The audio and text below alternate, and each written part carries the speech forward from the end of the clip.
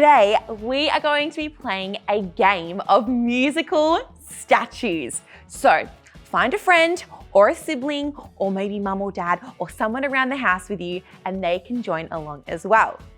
So we're going to play some music, and when the music stops, we have to stop. Are you ready? Okay, here we go.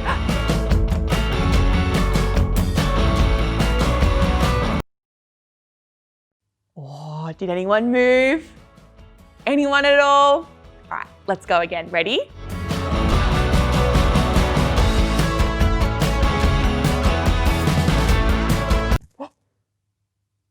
Or did anyone move? All right, let's go one more time. Ready?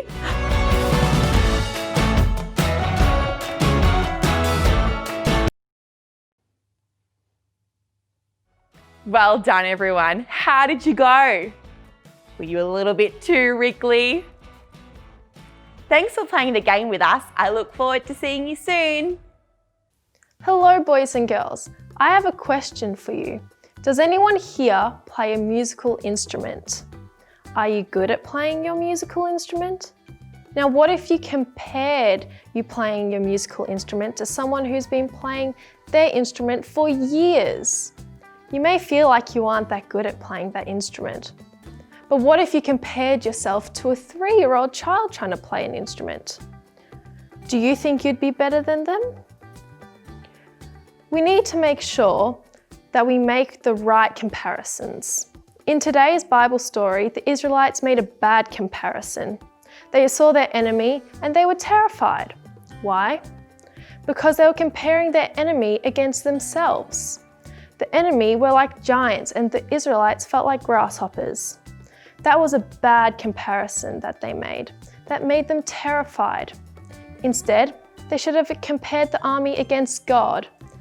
Yes, the enemy may be big and strong, but they are nothing but ants compared to God, who made the universe. When problems and troubles come our way, what do we compare them against? Do we see them and tremble because they are so big and we seem so small? Or do we realize that compared to God and His awesomeness, these problems are not so big after all? So let's open our Bibles to Numbers 13, and it's time for our Bible lesson. Hello everyone. In today's story, the Israelite people had finally come to the land that God had promised to give them. It was a land called Canaan.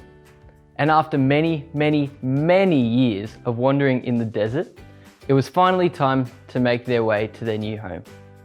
But first, God told Moses to send 12 spies to go and explore the new land. The spies spent 40 days exploring the new land of Canaan, and when they returned to Moses with their report, they said, "The land is good. It is full of food and clear fresh water. In fact, the land is so good that it's like it flows with milk and honey." Imagine coming to a land like that after many years living in a dry, dusty desert. You would think the people would be excited and eager to move in right away. But the spies weren't finished with their report yet. "There's a problem," they said.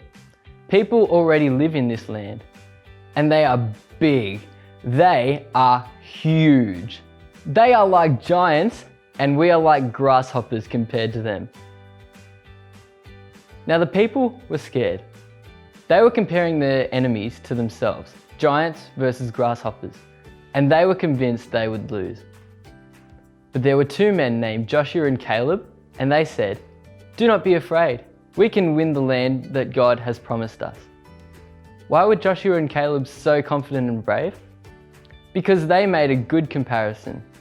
They realized that it wasn't giants versus grasshoppers, but it was giants versus the God of the universe.